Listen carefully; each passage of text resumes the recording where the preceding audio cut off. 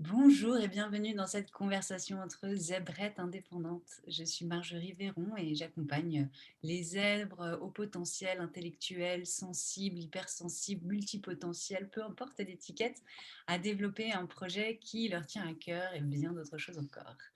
Aujourd'hui, j'ai le plaisir de recevoir avec moi Audrey Chapeau, qui est anthropologue, auteure, accompagnatrice et conférencière. Audrey, un très grand merci d'avoir accepté cette invitation. Merci à toi, Marjorie. Je pars du principe qu'on a tous une histoire et je suis assez curieuse que tu nous racontes la tienne, savoir comment on en arrive là où tu en es arrivé aujourd'hui. Alors, je pense que on a tous une histoire, mais on a surtout tous des histoires. Donc, c'est toujours très délicat d'essayer d'expliquer son cheminement, son parcours, parce que ça dépend en fin de compte l'angle de vue que l'on prend et ce qu'on a envie de mettre en évidence. Et, euh, et je me suis rendu compte que, en fonction des moments de l'année, des moments de notre vie, on n'a pas forcément envie de mettre en évidence la même chose. Donc, c'est une question à la fois indispensable et classique et extrêmement difficile pour moi en particulier et je pense pour beaucoup de, comme tu dis, de zèbres indépendants puisque c'est l'auditoire concerné aujourd'hui. Donc aujourd'hui, effectivement, ce que je fais professionnellement, c'est un mélange entre déjà une base d'anthropologie. Et puis ça, c'est une étiquette qui aide les gens à comprendre un petit peu mes outils, ma posture. Je cumule de la recherche indépendante, de l'accompagnement de personnes qui sont dans des questionnements, dans des situations de blocage ou des besoins d'éclaircissement. Je transmets ces messages-là, j'écris des livres, j'ai décidé de créer ma propre maison d'édition pour mes livres aussi. Donc, ça me donne quelque chose d'autre à faire aussi. Et je suis dans un cheminement permanent euh, qui va continuer d'évoluer. Alors, comment est-ce que ça a commencé? Si on prend la, le point de départ, on va dire post-bac, hein, ça a commencé par des études où j'avais des difficultés à trouver ce qui m'intéressait vraiment, dans le sens où d'emblée, c'était trop restreint. Donc moi, mon idée, avant, c'était d'être une sorte d'exploratrice, d'essayer de changer le monde d'une manière ou d'une autre, même de manière très, très discrète, hein, mais bon, faire changer les choses parce que je trouvais que les logiques de notre monde étaient construites à l'envers. Et donc, je ne comprenais pas pourquoi pourquoi personne ne voyait que c'était construit à l'envers. C'était l'impression que j'avais en tant qu'enfant et adolescente. Et je me suis dit, voilà, moi, j'ai besoin de faire de la recherche et de l'enseignement, globalement, parce que déjà, ça me donnait cette ouverture entre des moments de solitude, d'introspection, de recherche, d'analyse, etc. Et puis des moments où je pouvais être avec face à un auditoire ou en comité restreint, à échanger, discuter, transmettre ce que moi j'avais compris, mais en même temps recevoir des questions, parce que c'est les questions aussi qui permettent d'approfondir, d'affiner notre perception et notre conception de ce qu'on a essayé de transmettre. Donc en termes pédagogiques, pour moi, les questions qu'on peut poser à un enseignant, un sachant, sont tout aussi importantes que les messages qu'il peut transmettre. Et donc, je me disais, voilà, toutes les sciences humaines et sociales m'intéressent, toutes les sciences dures m'intéressent, tout m'intéresse. Sauf qu'à la fac, en France.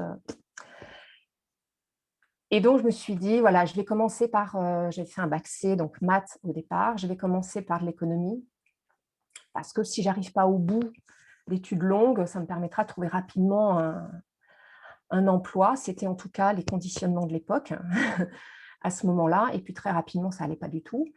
Donc, j'ai basculé dans les sciences humaines et sociales plus traditionnelles, on va dire, avec de la sociologie, avec l'idée de partir à l'étranger. Je voulais partir en Allemagne.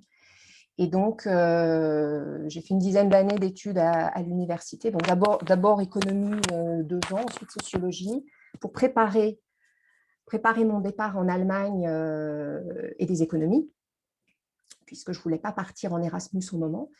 Et donc, j'ai été m'installer en Allemagne pour faire des études d'ethnologie et d'indologie classique. Alors, je m'explique parce que c'est extrêmement particulier. L'indologie classique, c'était la civilisation indienne qui m'intéressait. Et je n'étais pas spécialement intéressée par les langues modernes, donc ce qui m'intéressait, c'était les philosophies et les religions indiennes. Donc j'ai appris le sanskrit, j'ai traduit des textes, voilà, exégèse. Et je me destinais voilà, à continuer dans cette voie-là, avec déjà, pour les modes de pensée zèbre, le fait que l'ethnologie me donnait une ouverture, une aire de jeu, de comparaison entre différents types de cultures voilà, qui pouvaient exister dans le monde. Et l'ère spécifique indienne me donnait une expertise dans une zone particulière, qui était toute l'Asie du Sud. Donc, j'ai fait mes études, j'ai commencé à travailler à l'université, à l'Institut d'Asie du Sud, à Heidelberg. Et puis, des événements personnels ont fait que j'ai été contrainte de revenir en France, alors que je n'avais pas du tout l'intention, mais bon, voilà, ça s'est passé comme ça. Et donc, je suis revenue en France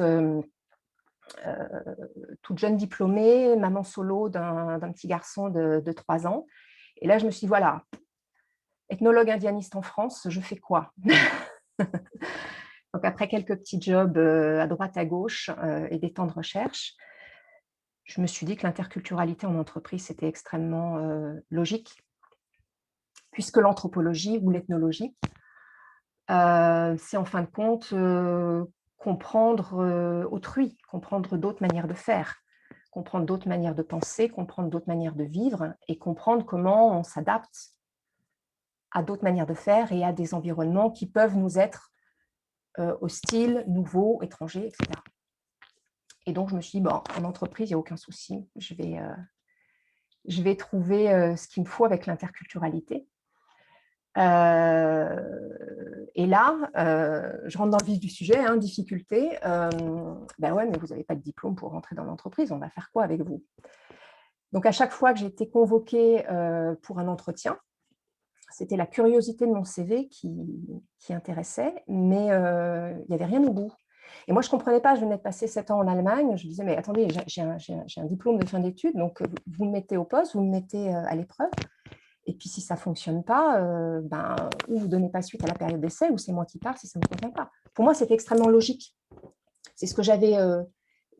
c'est comme ça que j'avais été entourée pendant des années en Allemagne. J'avais fait un passage aussi aux États-Unis auparavant où ça se passait de la même manière. Et donc là, j'étais face au mode de fonctionnement français à cette époque-là. Et donc, je me suis dit, il n'y a pas d'autre solution que de reprendre des études. Donc, j'ai regardé un cursus d'études relativement court parce que je n'avais pas envie de repartir officiellement pour des études très longues. Et j'ai fait un master spécialisé conseil en organisation, puisqu'il n'y avait rien par rapport à la diversité ou l'interculturalité en entreprise à ce moment-là, où ça faisait trop redondance par rapport à ce que j'avais fait. Donc, je me suis dit, je ne vais pas payer une formation pour faire un copier-coller pratiquement de certaines thématiques que je maîtrise. Et j'avais hésité avec les ressources humaines et puis l'aspect juridique et l'aspect paye. Voilà, je savais d'avance que ça n'allait pas être ma tasse de thé. Donc, je me suis dit, conseil en organisation, c'est pas mal parce que ça va me permettre de voir tout un tas de types d'entreprises différentes, de secteurs d'activité différents. Et je sais d'emblée que je ne vais pas m'ennuyer. Et ça me permettra, je voyais ça comme un tremplin, ça me permettra ensuite de faire autre chose. Et donc, me voilà partie pour mon master. J'ai commencé en entreprise, consultante interne, ensuite consultante pour un petit cabinet de conseil, mais qui travaille avec des grosses entreprises. Et là, je dis, c'est juste pas possible. C'est juste pas possible parce que ce type d'activité ne correspond pas du tout à ma façon d'être, à ma manière de faire. Alors, il y avait à la fois l'aspect salarié qui me gênait, pas dans la posture même de salarié, mais dans le fait que si je ne suis pas en accord éthique avec le dirigeant, c'est difficile à gérer. Et puis, ce monde de l'entreprise où tout est extrêmement lent, avec X niveau de décision, avec des redondances, avec on a envie de faire ci, mais on fait autrement. Enfin voilà, ça manquait de punch. Je parle de manière globale, hein, parce qu'il y avait évidemment des missions qui étaient extrêmement intéressantes. J'ai pu travailler pas mal sur de la veille, de la prospective, sur le futur du travail pour des grosses entreprises, etc. Donc, vraiment, en conseil stratégique aussi, c'était extrêmement intéressant, en plus on va dire, d'accompagnement, de formation et de conseils en développement RH et en organisation. Donc, c'était extrêmement riche, étoffé, mais encore une fois, j'avais l'impression que l'entreprise fonctionnait à l'envers. Et donc, je me suis dit, bon, il faut que je m'y prenne autrement. Et donc, mon intention était de trouver un poste spécifique de développement RH dans une entreprise multinationale parce que je voulais repartir à l'étranger. Et j'avais la possibilité à ce moment-là, dans le cadre familial, on va dire, hein, c'était possible. Et ça ne s'est pas fait. Ça ne s'est pas fait parce que d'une manière ou d'une autre, aujourd'hui, je sais que c'était complètement logique que je me mette à mon compte, indépendante, mais au moment, je n'y pensais pas du tout. Non seulement j'y pensais pas et j'en avais pas spécialement envie parce que j'avais le schéma familial où mon père est libéral et où lui, il est épanoui dans son travail, il y a pas de souci. Mais moi, en tant qu'enfant, en fait, je l'ai très peu vu. Il travaillait beaucoup, il adorait ce qu'il faisait, il passait du temps avec nous, mais très, très peu. Et moi, j'ai été pour la deuxième fois maman solo avec 2 enfants cette fois-ci. Et donc, je me suis dit, c'est juste pas possible d'être à son compte. Donc, l'idée ne me venait même pas à l'esprit. Et en proposant une mission à un ancien collègue avec qui je m'entendais très, très bien, qui était lui à son compte, en fait, une de mes connaissances m'avait dit, voilà, on a besoin d'un consultant pour tel type de mission. Est-ce que tu connais quelqu'un dans ton réseau? Je dis, bah oui, je connais quelqu'un. Donc, je lui ai proposé. Et il me fait, mais il faut qu'on réponde ensemble. Et je lui dis, mais c'est juste pas possible. Moi, je suis en train de postuler pour partir à l'étranger. Donc, on ne peut pas répondre à un appel d'offres. Ça passait par appel d'offres. On ne peut pas répondre à un appel d'offres et puis moi, te lâcher en plein moment, en plein milieu, comme ça. Et il me dit, écoute, ce que je te propose, ça passe par ma structure. On répond ensemble. Et bah, si tu pars, bah, je fais tout seul. Et si tu restes, bah, on fait ensemble. Et en fait, c'est comme ça que je me suis lancée à mon compte en portage salarial au moment. Et de là, il y a eu, voilà, les évolutions ont continué. Je me suis rendu compte très, très rapidement que malgré toutes les insécurités, difficultés d'être à son compte, c'est-à-dire d'apprendre à gérer la trésorerie irrégulière. Et puis, voilà, moi, à ce moment-là, je travaillais uniquement pour des entreprises en B2B. Donc, entre le moment où on commence à travailler, on fait des propositions, et le moment où on a effectivement les missions, et le moment où on est rémunéré, des fois, il se passe plus de 6 mois. Donc, en termes d'organisation personnelle, c'est quand même pas évident. Tout apprendre du fait d'être à son compte. Hein. Donc, ça passe par les aspects juridiques aussi. Ça passe par la communication, comment on se fait connaître, etc. Et j'étais très, très mal à l'aise avec la démarche de prospection. Donc, j'ai essayé quelques trucs. Les soirées réseau, c'est pas mon truc non plus. Donc, j'en ai fait quelques-unes, mais je me sentais très mal à l'aise et puis je voyais pas l'intérêt. Pour moi, c'était pas qualitatif, même si j'ai pu faire de très belles rencontres, hein, mais c'était pas qualitatif dans ma manière d'être et dans ma manière de fonctionner. Et donc, j'ai commencé très rapidement, on m'a proposé de faire des conférences sur des thématiques RH, de rapport au travail, voilà. Et j'ai trouvé que c'était le mode de communication qui me convenait le mieux, c'est-à-dire que je maîtrisais mon sujet, je préparais, je proposais une conférence, alors au début toujours gratuite, et j'avais des questions qui venaient, et de là, j'avais des personnes intéressées qui me contactaient pour me dire, voilà, là, on a besoin que vous interveniez. Donc, voilà, ça s'est fait de cette manière-là. Et puis, au fur et à mesure, donc j'ai arrêté de travailler pour les grosses entreprises. Hein. Là, on était vraiment sur des TPE, PME, secteur très technique, mais aussi de l'interinstitutionnel, des syndicats, le Sénat. Enfin voilà, c'était très, très, très, très vaste, des associations. les compagnons du devoir, enfin voilà, c'était vraiment très, très varié, très, très enrichissant. Et et puis, quand on a la fibre quand on a la bougeotte, c'est compliqué. Donc ça commençait à très, très bien fonctionner.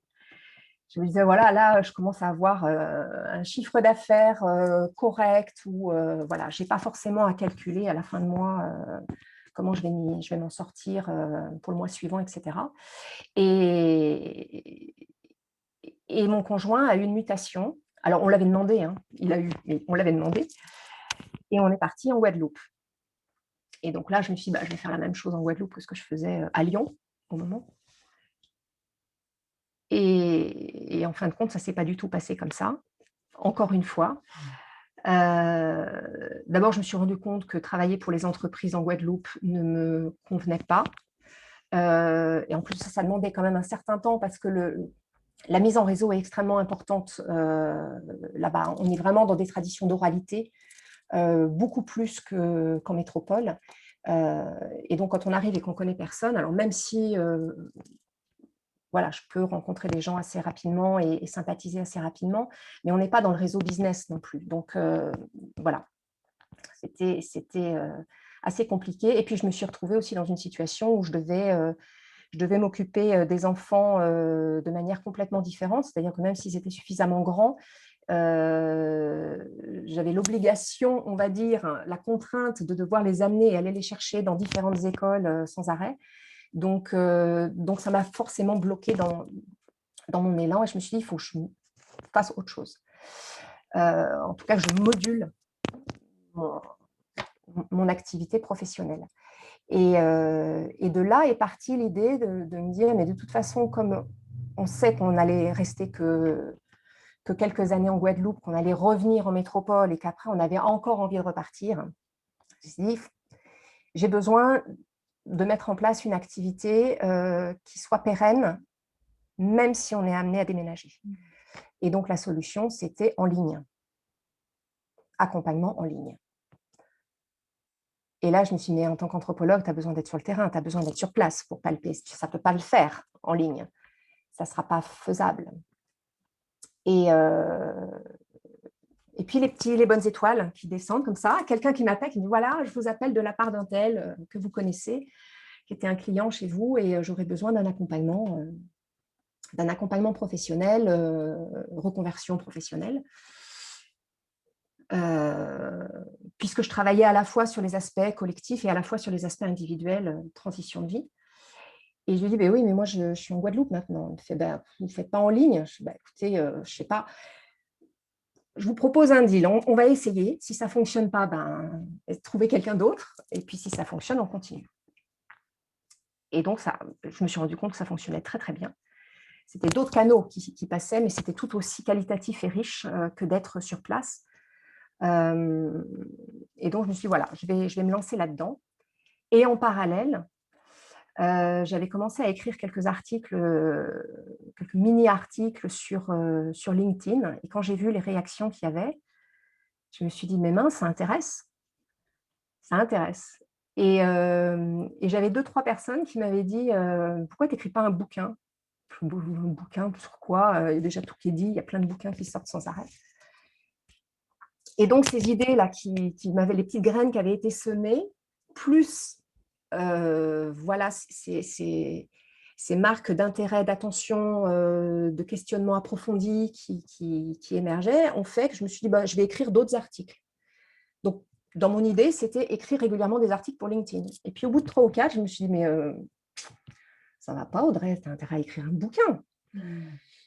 Et donc, voilà, mes années Guadeloupe ont été concentrées sur l'écriture de mon premier livre et puis sur la préparation, alors des accompagnements en ligne, à distance, et la préparation du changement de mon site internet et de la réorientation de mon activité, avec l'intention qu'elle soit exclusivement en ligne. Alors, quand je dis exclusivement, il y a toujours des exceptions, hein, mais bon, globalement en ligne. Est-ce que Et je me permets de t'interrompre, vas-y. tu peux nous parler un peu de ton premier livre, de son sujet et des conclusions que tu as tirées de cette réflexion? Alors, le premier livre, c'est L'esprit des mots, Mmh. voilà, donc publié en 2019. En fait, j'ai pris, pour retrouver sens et cohérence, le sous-titre, j'ai pris une vingtaine de notions banales qu'on entend tous les jours et dans la sphère professionnelle et dans la sphère personnelle, les médias, etc. Et je suis partie sur le fait qu'ils étaient ils étaient galvaudés aujourd'hui. Mmh. Et donc là, on est en plein dans les conditionnements. En fait, je me Ouais. suis dit, mais il y a besoin d'éclairer ces conditionnements pour qu'on se rende compte de ce qui est en train de se passer pour nous. Mmh. C'est-à-dire que en restant dans ces conditionnements, en restant dans des idées reçues, en oubliant de remettre systématiquement en question ou en cause des évidences, on s'embourbe. Mmh. Tu Et peux je trouve que c'est poser un extrêmement exemple? nocif, voilà, et Mmh. individuellement et collectivement. Alors, un exemple, le travail, la notion de travail, de métier, de job, on parle de quoi exactement? La notion de loisir, la notion d'habitat, la notion d'hygiène, le jeu. Mmh. Donc, c'est vraiment plein de notions comme ça. Le nomade. En ce moment, on parle sans arrêt de nomade. Mais très souvent, quand on parle de nomade, en fait, on parle de mobile, de mobilité. On ne parle pas de nomadisme. Le nomadisme et la mobilité, ce sont deux choses très, très différentes. Et le fait de prendre un mot pour un autre, ça porte à confusion. Et si ça porte à confusion, on ne peut pas être clair dans notre compréhension de la situation et dans les décisions que l'on prend ensuite. D'accord. Donc c'est pour Donc toi, j'ai repris, pouvoir voilà, du chacun. mot. Le Pardon? pouvoir des mots finalement, le pouvoir du mot juste et finalement à quel point le mot, quand il n'est pas utilisé pour ce qu'il signifie originellement, peut détourner de l'intention, C'est que ça. tu mettais derrière. Donc avec cette vingtaine de mots, alors j'ai de quoi faire un deuxième et un troisième volume, hein, donc ça, bon, voilà, la vie n'est pas assez longue, je verrai voilà, quand je m'y mets. En tout cas, j'ai pris une vingtaine de mots qui me paraissaient fondamentaux d'un point de vue anthropologique, c'est-à-dire qui sont vraiment les ciments de ce qui fait société, hein, de ce qui fait notre quotidien. Et je suis repartie à la fois sur l'étymologie de ces mots-là et l'histoire de leur évolution au fil du temps. Et donc, je repars loin, hein, je repars au moment de la préhistoire, hein, néolithique, paléolithique, hein, parce que souvent, on dit, voilà, on va prendre l'historique du mot et on se contente de 2 siècles. Alors, grand succès quand on arrive à la civilisation gréco-romaine, mais avant les gréco-romains, les hommes existaient et ils vivaient. Et ils avaient des compétences qu'on a oubliées et Ouais et qui puis sont sacrément intéressantes. il s'est passé beaucoup de choses, à l'époque, gréco-romaine en termes de distorsion de pas mal de Voilà, concepts, de philosophie, on parlait de religion aussi, de religion très antique ancestrale, voilà. archétypale. Il y a eu à ce moment-là un gros twist dont on est les héritiers encore et aller voir ce qui s'est passé juste avant, bien avant même, Mm. ça peut Et aider à pourquoi remettre ça, à voilà, l'endroit. Tu parlais de monde à l'envers, beh, je sais pas pourquoi quand je fais ce jet, j'ai l'impression que c'est un peu à ce moment-là qu'on a commencé à retourner les choses. c'est exactement ça. Alors voilà, en fonction des zones géographiques, ça s'est passé un peu avant, un peu après, voilà. Mais globalement, à partir du moment où il y a ce qu'on appelle les grands États, les grandes civilisations, il y a eu des transformations en profondeur. Et aujourd'hui, on part du principe que ce qui est normal pour un être humain, la norme, c'est certaines choses, alors qu'en fin de compte, c'est pas ça. On reste conditionné. Si je prends par exemple la sédentarité et le nomadisme, on part du principe qu'on est sédentaire. Non, l'homme est un nomade. Mmh. Voilà. On s'est sédentarisé très très récemment dans l'histoire de notre espèce pour des raisons bien précises. Et certains s'y trouvent très bien et il n'y a pas de souci, mais il y a certaines personnes, dont je fais partie, qui ne se retrouvent pas du tout dans cette sédentarité-là. Et il n'y a pas de raison autre qu'un besoin de conformisme de la société qui nous est imposé, et donc qui fait que certaines personnes le vivent très mal, Mmh et très ça mal. je pense, pas mal résonner chez, les personnes qui nous écoutent et qui se sentent en complet décalage par rapport à la société. Ça vient aussi, moi, de mon expérience en tout cas, assez souvent d'un décalage par rapport à ce qu'on considère comme normal et que c'est ce que tout le monde devrait faire comme ça. C'est ça. Mais en fait, non, moi, je ne le vis pas comme ça. J'ai Mmh. peut-être, pour d'autres raisons, en tout cas, envie de faire différemment, et le fait de se rendre compte que tout ça n'est qu'un, conditionnement et qu'il Oui. est possible de faire autrement, déjà, c'est profondément libérateur. Et j'ai envie de t'interroger, Audrey, sur la suite de tes aventures littéraires, parce que je sais que tu as écrit aussi sur les métiers hybrides et que c'est quelque chose qui parle beaucoup, moi en tout cas, aux personnes que j'accompagne et à des personnes qui nous regardent. Quand on est zèbre, slasher, quand on a autant d'étiquettes que tu peux en avoir, que je peux en avoir, comment on fait pour arriver à réunir tout ça en quelque chose qui va parler à la norme et à tout le monde plutôt qu'une grande liste de compétences? Alors là, c'est pareil. Donc là, c'est le troisième ouvrage, le dernier qui est sorti au mois de mars, Éloge des métiers hybrides. Voilà, voilà. Et là, de la même manière, c'est parti à la fois de mon expérience personnelle parce que voilà, je me suis toujours sentie en décalage par rapport à ce qui était attendu. Euh,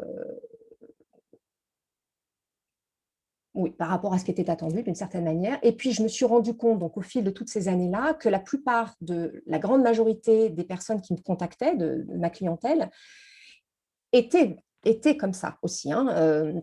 Alors, certains le savaient, certains avaient déjà leur étiquette, parce que voilà, ils étaient tombés dessus, ils avaient déjà travaillé dessus. Donc, alors, certains même se présentant à moi en disant bonjour Julie, HP. D'accord, mais sinon. Donc, et ça m'a interloquée. Je me suis dit, mais euh, si on est comme ça avec des besoins contrariés, une soif non épanchée, comment on peut décemment, et je dis ça en toute bienveillance, hein, comment est-ce qu'on peut décemment, sur la durée, se contenter d'une étiquette qui nous enferme dans autre chose? Et ça me dérangeait. Alors, je trouve que c'est extrêmement intéressant pour certaines personnes de passer par ces étiquettes-là, parce que ça leur donne de la compréhension, ça leur donne un décodage, ça les rassure. Voilà, et j'en fais partie, hein. Alors moi, ça s'est fait via mes enfants, la découverte de ces notions-là. Mais effectivement, c'est utile pour un certain nombre de personnes. Mais je trouve que c'est limitant parce que ça nous met dans quelque chose d'atypique et d'anormal. Et là, encore une fois, venait l'aspect anthropologique qui disait, mais attends, regarde ce qui se passe chez les peuples premiers aujourd'hui, où tu as pu aller, ceux que tu as pu côtoyer, etc. Regarde au niveau historique chez nous aussi, en France, en Europe. Regarde l'histoire longue. En fait, l'être humain est naturellement, banalement, un touche-à-tout. Et là, je me suis dit, il n'y a pas à tortiller, il faut en faire un bouquin. Alors, pas en faire un bouquin pour faire un bouquin de plus, simplement parce qu'il y a plein de bouquins qui existent sur ces sujets-là, qui sont très bien faits, et par des spécialistes de certaines étiquettes, par des spécialistes en psychologie, en neurologie, etc., donc qui donnent des éclairages extrêmement pertinents. Et moi, je ne rivalise pas avec ces personnes-là, hein. C'est juste, voilà, je baigne dedans, mais je ne suis pas spécialiste de ça. Par contre, ce que je pouvais apporter comme éclairage, c'était l'aspect historique, sociologique, anthropologique, de dire ce que l'on prend aujourd'hui comme une normalité d'être dans un métier unique, même si ça change depuis 10-20 ans, hein, on a maintenant l'habitude de parler du fait que voilà, il y a des reconversions professionnelles maintenant à n'importe quel âge, que de toute façon on va changer de métier X fois dans sa vie, que ça va être encore plus dans le futur avec des métiers qui vont disparaître et d'autres qui vont s'inventer. Donc on commence à, voilà, les mentalités commencent à bouger, les comportements commencent à bouger. Mais c'est pas une évolution, c'est pas un progrès, c'est juste un retour en arrière à une normalité qui a été étouffée. Et c'était ça, en fait, vraiment la valeur ajoutée que j'avais envie de mettre à disposition par rapport aux autres livres qui existent sur ce type de thématique-là. Ce qui ne m'a pas empêché aussi voilà, d'aborder le sujet sur ma manière d'accompagner ces personnes-là au niveau professionnel notamment. Parce que très, très régulièrement, quand des personnes venaient me voir, elles me disaient, voilà, j'ai envie de faire ça, ça, ça, ça, et je ne sais pas quoi choisir. Je dis, mais pourquoi choisir? Il faut tout faire. Et là, ben non, mais on m'a dit que, mais non, mais le spécialiste en marketing, il m'a dit ça, mais non, mais le bilan de compétences m'a dit que, et moi, je ne suis pas d'accord avec ça. Alors, je ne dis pas que je détiens la vérité ultime, mais ce qui est vrai pour certaines personnes ne l'est pas forcément pour tout le monde. Et moi, je me suis rendu compte qu'à chaque fois dans mon parcours personnel et professionnel, jusqu'à aujourd'hui, avec les évolutions de ma pratique professionnelle encore relativement récentes et ce qui vient, à chaque fois que j'ai écouté ce qu'on devait faire et ce qu'on me conseillait, c'était à la fois extrêmement pertinent parce que ça me permettait d'expérimenter et très vite, je me rendais compte que ça ne me convenait pas et je faisais autrement. Et Mmh. donc, voilà, c'est un livre qui permet de réhabiliter une normalité, j'espère de donner, en tout cas, c'est les retours que j'ai, de proposer une bouffée d'oxygène pour les personnes qui… Alors moi, j'utilise le terme touche à tout parce que justement, dedans, on peut regrouper tout ce qu'on veut. Comme ça, il n'y a pas de problématique de non, mais là, ce critère-là, il convient pour telle étiquette, pas pour telle autre. Moi, je ne suis pas experte là-dedans. Donc, j'utilise touche à tout. Et pour moi, tous nos ancêtres étaient des touches à tout. Et l'évolution de la société nous amène à valoriser ça et à ce qu'il y ait de moins en moins d'experts uniques dans un métier. Je ne dis pas qu'il n'y en aura plus, mais c'est rétablir un bon équilibre entre une diversité de profils et de besoins de modes de travail différents. Donc voilà pour ce troisième livre. Ouais, je trouve ça très, merci Audrey, je trouve ça très intéressant et presque normalisant en fait, parce que c'est vrai que dans cet univers des zèbres multipotentiels, HP, peu importe l'étiquette, aujourd'hui on s'y perd un peu d'ailleurs. On est encore beaucoup dans le mode, bah, c'est atypique, c'est être atypique. Et finalement, en t'entendant parler, je me rends compte qu'on est juste en train de sortir de tous les conditionnements de quelques siècles de bah, c'est comme ça, tu as choisi un métier, il faut s'y tenir pour la vie, et on n'a pas le droit de changer, et on ne peut pas faire plusieurs choses en même temps. Alors qu'en fait, bah, c'est ce qu'on faisait, on a fait pendant très longtemps, et à mon avis, ça fait pas 15-20 siècles qu'on fonctionne comme ça. C'est assez récent, c'est depuis probablement les Lumières ou quelque chose comme ça. Oui, moi je l'identifie vraiment là. Alors bon, il y a eu, on n'est pas avec une date charnière, voilà. Mais globalement, c'est la première révolution industrielle. C'est encore plus récent que ce que j'imaginais. Finalement, ça fait même pas 2 siècles qu'on est Mais voilà, c'est ça. C'est à peu près. C'est très, ce que j'explique à un certain moment, en fait. Il a fallu. Parce que quand on regarde dans nos campagnes, il y a même 20 ans, 30 ans, 50 ans, enfin, moi, je me rappelle, l'un de mes grands-pères, donc en milieu rural, il faisait tout. Il était maréchal ferrant, il tenait un petit café, il avait son jardin, il allait à la chasse, il faisait de l'osier, il faisait tout. Et les femmes, pareil. Donc, elles étaient touche à tout. Et il y avait des moyens de subsistance cumulés. Donc, quand on parle de slasher aujourd'hui ou d'activités conjointes, qu'elles soient hybridées, c'est-à-dire qu'elles se tressent entre elles ou qu'elles soient juxtaposées, peu importe, on est dans ce que faisaient nos grands-parents encore très, très récemment. Ce serait finalement ça le mode de fonctionnement le plus normal pour un être humain, d'être un peu touche à tout, parce que c'est ce qui permet d'aller exploiter ses différents talents en fonction de différentes zones, qu'elles puissent être mentales, manuelles, plus imaginatives, créatives, ou plus conceptuelles, ou plus carré structurées. Oui, voilà. Et puis, c'est ce qui lui permet aussi d'être autonome. Quand je dis autonome, c'est pas exclu d'une société, mais ce qui lui permet d'être réellement autonome. Qui aujourd'hui est capable de coudre, de tricoter, de réparer n'importe quel appareil, de faire de la maçonnerie. Enfin, voilà, on est dans est-ce que tu es capable de gérer ta propre vie. Mmh. Et ça ne veut pas dire ne pas faire appel à autrui qui est peut-être plus expert dans un domaine, mais savoir se dépatouiller tout seul. Ouais, ouais. Donc, on est aussi dans cette satisfaction-là. Mmh. Ça fait aussi partie du sens de l'existence, de se dire je ne suis pas tributaire des autres pour ma propre survie et mon propre confort.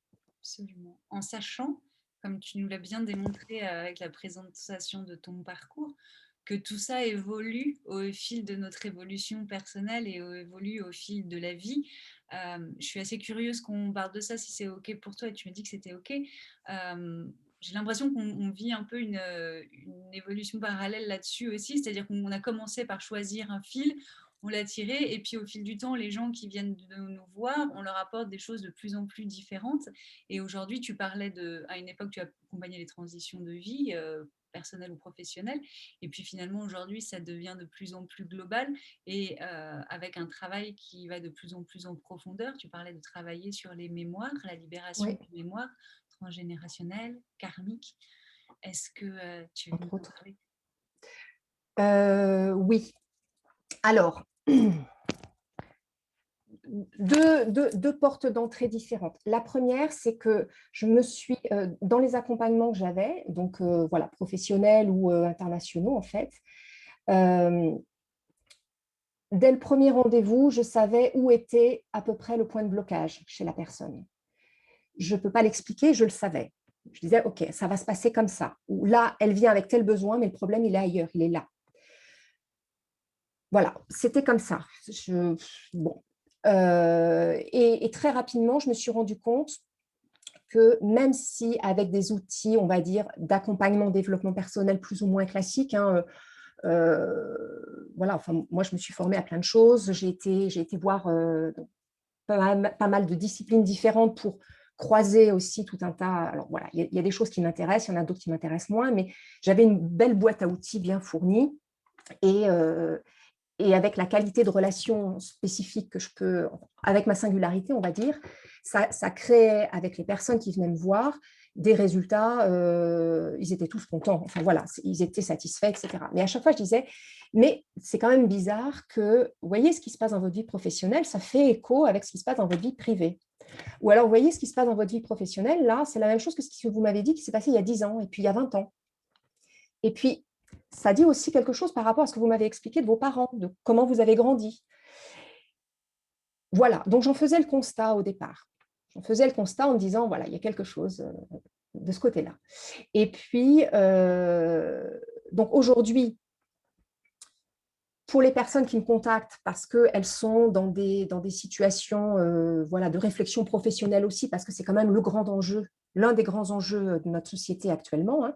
Il y a l'aspect existentiel et il y a l'aspect professionnel sur comment on contribue et comment notre activité principale de la journée fait sens ou pas. Donc, celles qui me contactent pour ces questions-là, on répond tout le temps sur ces problématiques professionnelles, sauf que je n'utilise plus ces outils-là, ou je les utilise de manière très sporadique pour satisfaire le mental. Mais mon champ d'action, il est vibratoire. Il est vibratoire. Et ça, en fait, alors il y a eu il n'y a pas eu un déclic, il y a eu plusieurs éléments les uns à la suite des autres. Hein, donc, je pourrais donner 2-3 exemples, mais globalement, cette relation, on va dire, à mes sensations, mes intuitions, au vibratoire, on met le mot qu'on veut, parce qu'aujourd'hui, ça, je l'avais depuis toute petite. Voilà. Il y avait des phénomènes depuis toute petite que je constatais, j'en ai parlé voilà, avec mes parents qui au départ me disaient mais non, mais ça n'existe pas, tu te fais des idées, blablabla. Voilà, il y avait des événements quand même assez particuliers qui se passaient. Et puis après, j'ai coupé avec ça pendant une dizaine d'années. J'ai coupé avec ça, sauf que c'est venu me rattraper. Mmh. Et donc, il y a des... Ou si on parle par exemple du passage d'âme, voilà, je ne comprenais pas pourquoi... En fait, j'avais l'impression d'assister à des événements de passage d'âme. Je sentais des choses, hein, si on prend cet exemple-là, mais je n'avais pas l'impression que j'y contribuais. Et en fait, il m'a fallu du temps pour comprendre qu'en fait, j'avais quelque chose de particulier à faire. Heu, il y avait une logique. Heu, Quand ça vient à moi, c'est pour une raison très particulière. Et donc au fur et à mesure, je me suis dit, «Mais c'est ça en fait qui serait utile dans ma pratique professionnelle». Et je me dis: «Mais attends, tu vas pas commencer à tout mélanger». Parce que ça, c'était intime pour moi. C'était ma vie, c'était complètement assumé, normal, mais c'était mon intimité. Et donc je n'avais pas envie de enfin, c'est pas que j'avais pas envie, je ne concevais pas de montrer cette intimité-là. Et puis je me suis, voilà, les choses se sont faites d'une certaine manière avec une personne. Je dis: «Écoutez, ça vous» je sentais qu'elle était un petit peu ouverte, donc je lui ai dit: «Ça vous dit d'essayer quelque chose?» «Oui, oui, ça me dit». Et là, j'ai vu les résultats et là, je me suis dit: «Mais c'est juste pas possible, je peux plus continuer à travailler comme avant». Et donc ça s'est mis, donc je testais en fait, hein, avec les personnes. Je testais au fur et à mesure et même mon site internet, hein, très régulièrement, je changeais un terme, j'en changeais un autre pour, voilà, pour pas faire peur aux gens qui me connaissaient déjà, hein, pour les accompagner aussi dans là-dedans. Et et aujourd'hui, je ne travaille que comme ça, c'est-à-dire que quand on me contacte, heu, d'emblée, ce qui m'intéresse, c'est, enfin ce qui m'intéresse, ce que j'ai à faire, c'est de rétablir l'ordre naturel des choses. Donc j'interviens, en essayant d'identifier les mémoires, donc des conditionnements ou des mémoires suite à des traumatismes X ou Y, qui font que ça a cristallisé quelque chose à un moment et que donc ça amène des redondances. Les redondances, les récurrences, qu'elles soient dans la vie de la personne ou qu'elles soient sur X générations, les récurrences, en fait, elles sont juste là pour dire: «Mais tu as toujours pas compris, c'est là-dessus qu'il faut bosser». C'est ça qu'il faut lever. Et donc, d'emblée, ben, voilà, donc ça parfois ça part dans le transgénérationnel, parfois ça part dans le karmique, parfois on est d'emblée dans le quantique, de toute façon. On est dans enfin, je suis dans l'information et le vibratoire. Et donc aujourd'hui, ce n'est que ça. Et donc les personnes qui me contactent, ça n'est plus uniquement des problématiques professionnelles, c'est aussi beaucoup plus des problématiques existentielles sur, bah, je ne comprends pas pourquoi je tourne en rond, là, je ne comprends pas pourquoi il se passe ça, c'est quoi ma voie? Enfin voilà, on est sur des problématiques beaucoup plus larges et je ne sais jamais ce qui va se passer, mais à chaque fois, il y a des résultats étonnants. Et merci Audrey, un très très grand merci du fond du cœur de partager ça avec nous, avec les personnes qui nous écoutent et avec moi. Parce que j'ai vécu ça aussi, cette notion de OK, il y a ça, mais ça c'est ma vie privée, j'ai pas envie de tout mélanger. Oui, alors bon, peut-être que je sais un peu voir faire ces choses-là, mais j'ai pas envie de tout mélanger. Je le vois de plus en plus chez les personnes que j'accompagne aussi, de oui, non, non, mais ça, oui, non, mais les tarots, tout ça, non, mais c'est là, oui, d'accord, bon, je sais faire ça, mais ça, je le fais pour, ça n'a rien à voir avec mon activité. Et en fait, ben si, ça a beaucoup à voir parce que les gens arrivent avec une problématique d'apparence, de couverture, quoi, un petit peu à couvert, alors qu'en fait, ce qu'ils viennent chercher au fond, c'est ce qu'on est capable de faire au plus profond, au niveau le plus subtil et énergétique, quantique, peu importe les mots qu'on met dessus, c'est son Oui, mental qui a besoin de mettre des mots sur des choses qu'il ne comprend pas, mais que c'est vraiment s'autoriser à le faire, c'est libérateur pour soi et c'est un grand service à rendre aux personnes qui viennent nous voir parce que sans le savoir, c'est par ça qu'elles ont été attirées aussi. Je ne sais pas si oui. tu remarques ça aussi chez les personnes que tu accompagnes, en fait, de s'être autorisé toi à le faire, ça permet à d'autres personnes de s'autoriser à intégrer cet aspect de leur personnalité aussi dans tous les champs, y compris professionnels. Oui, il y a ça et puis il y a le fait aussi, alors là, pareil, professionnellement, c'est extrêmement intéressant parce que, enfin professionnellement et humainement, c'est extrêmement intéressant parce que, le type de clientèle a évolué et les modalités d'accès ont évolué. C'est-à-dire qu'aujourd'hui, les personnes qui me contactent, ça n'est que par recommandation.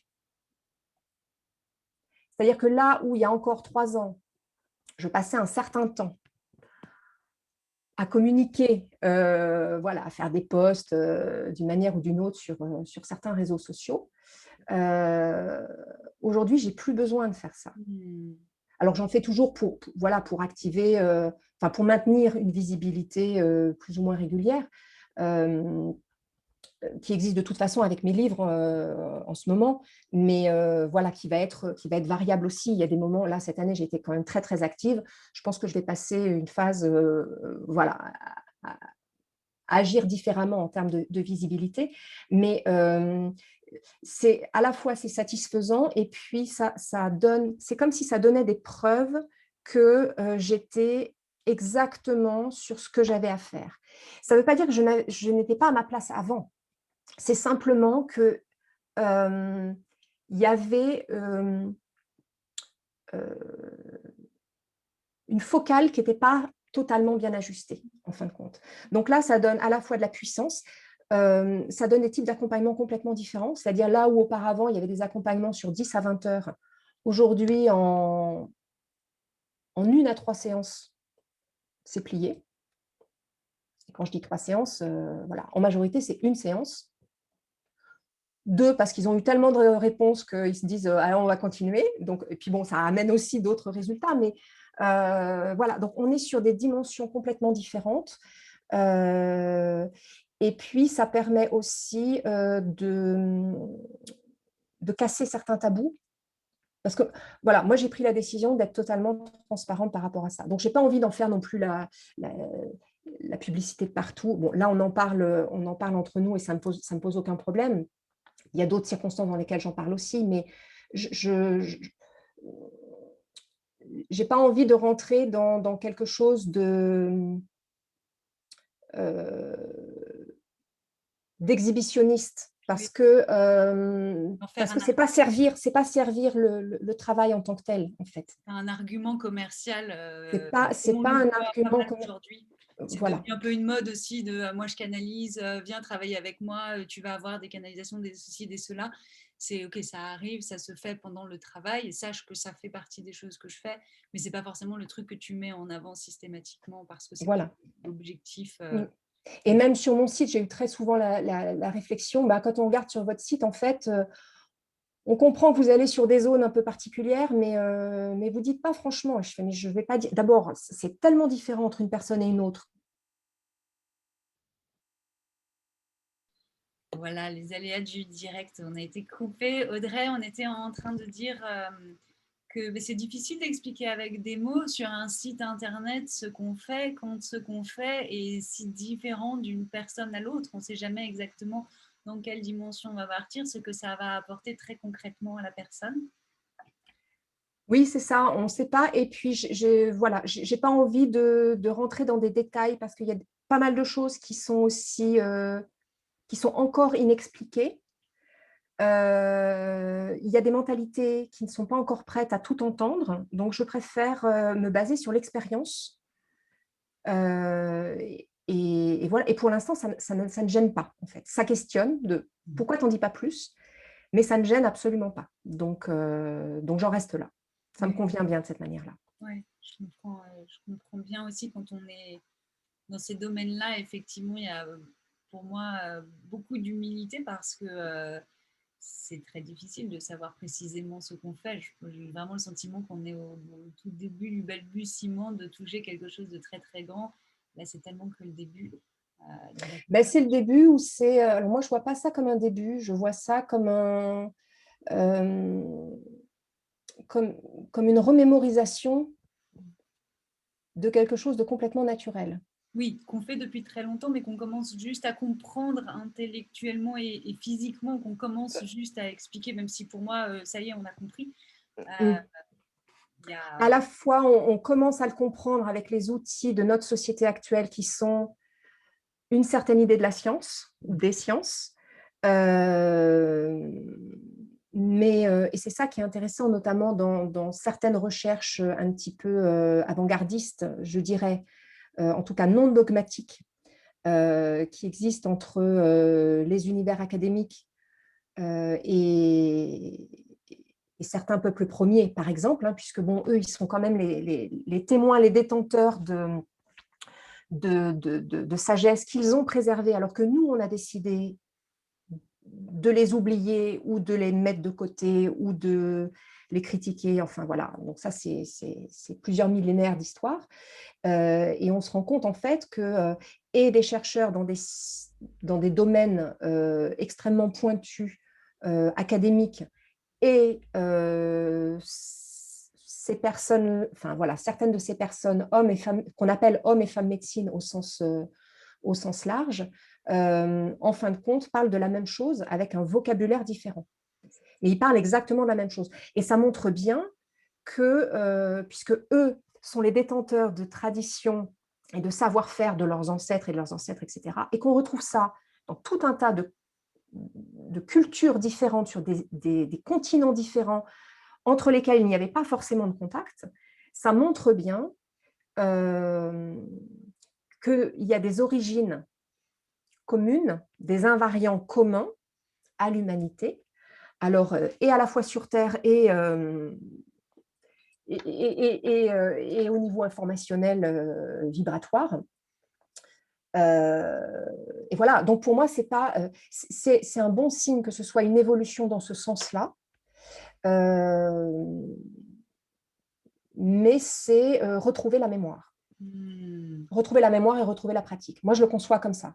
Génial. Et notamment en tant qu'anthropologue, et c'est l'un des points sur lequel je suis en désaccord profond avec beaucoup d'anthropologues académiques, parce qu'on ne partage pas la même vision sur ces sujets-là. C'est un autre débat sur lequel C'est un autre débat. Très, très bien.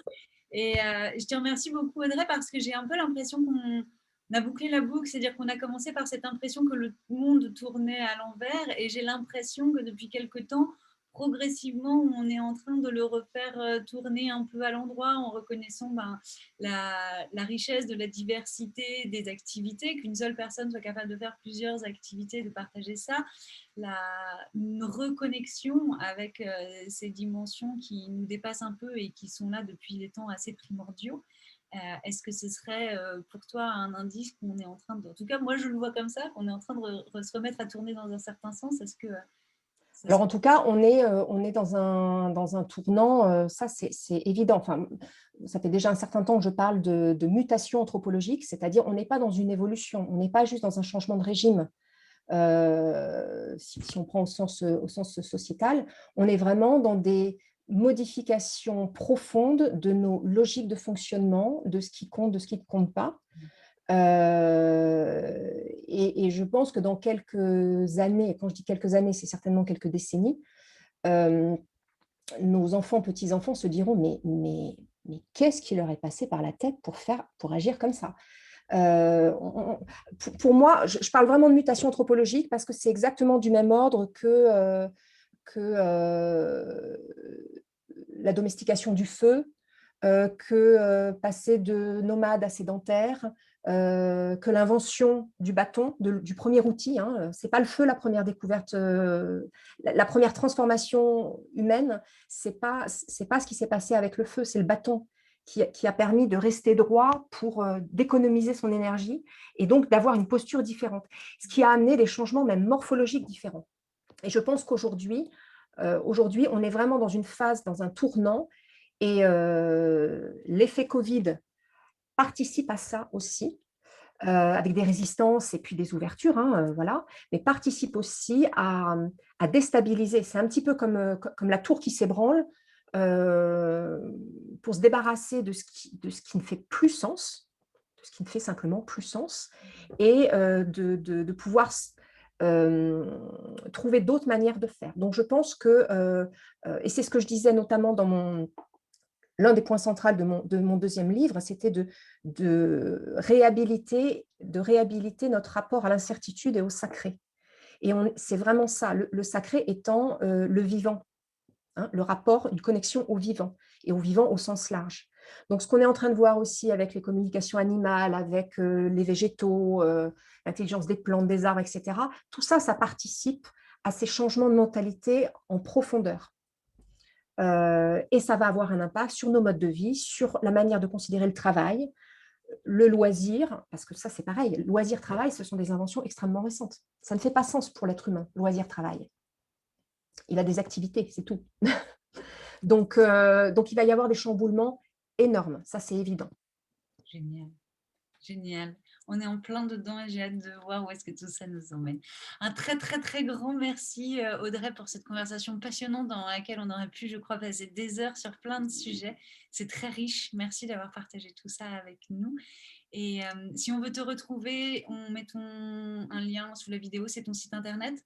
C'est mon site internet, www.audreychapeau, ot à la fin, pot.com, et puis je suis sur, Facebook et LinkedIn aussi Ça où marche. je poste, quelques infos, plus ou moins régulièrement. Voilà. Super. Un très grand merci, Audrey. Pour ceux qui ont regardé cette interview, vous en trouverez d'autres sur cette chaîne, d'autres conversations entre zébrettes indépendantes qui partent, certaines dans un sens, certaines dans l'autre, en tout cas dans des sens différents chacune. Et c'est ça qui fait la richesse aussi de notre monde. Audrey, merci. À très bientôt, j'espère. Merci à toi.